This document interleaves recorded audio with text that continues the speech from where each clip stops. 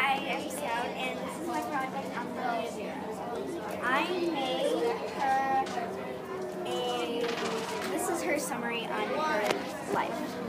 Lydia Darragh was born in 1728 in Dublin, Ireland, and died on December 28, 1789. Lydia had 5 children, 3 boys and 2 girls, and a husband named William Darragh. Much like Betsy Ross, she was a Quaker, which meant she was a member of the Religious Society of Friends.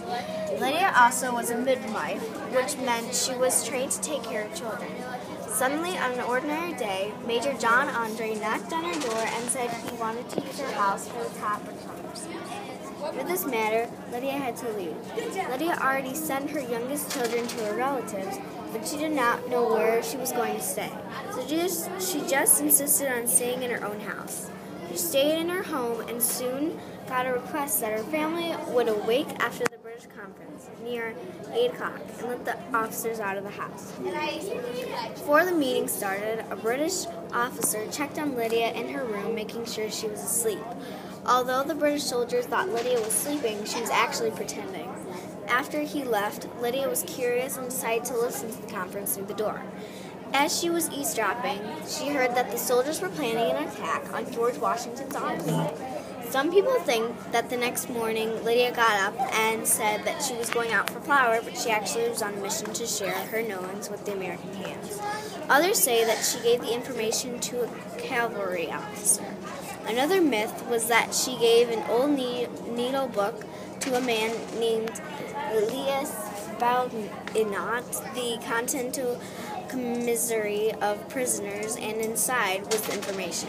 No one knows for sure what happened, but Lydia did save George Washington by warning him from a vicious attack. Not much sooner, George Washington and his army became prepared. Okay, next to it I have a picture of her. Okay, and then I have an acrostic poem in the corner. For the out, she learns to be a Quaker, member of the Quaker faith. Yearns to see her youngest children in her relative's house. December 4th was the day of the planned attack on George Washington's army. She ignores Major John Andre's orders and eavesdrops in the British conference. After the Revolutionary War, the British troops left her house and her youngest children returned to her house. Both Charles and Lydia lost their membership of the Society of Friends, and Lydia's husband died.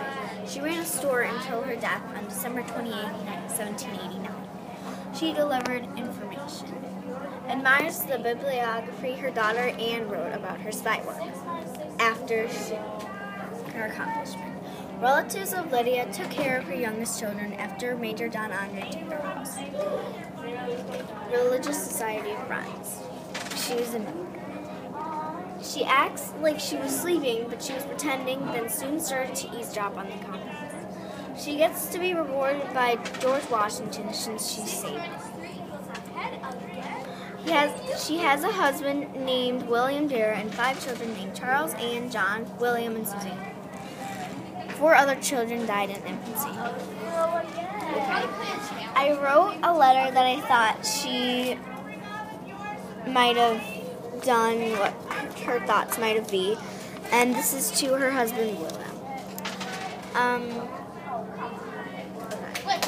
Dear loving husband William, I know you are on a trip with your students, but I need help. Major John Andre just knocked on my door and said that I had to move out because he suddenly said that he wants to use the house for conferences of the top British officers. This happened all very abruptly, and the kids and I are quite perplexed. We don't know where to go or where and what to eat.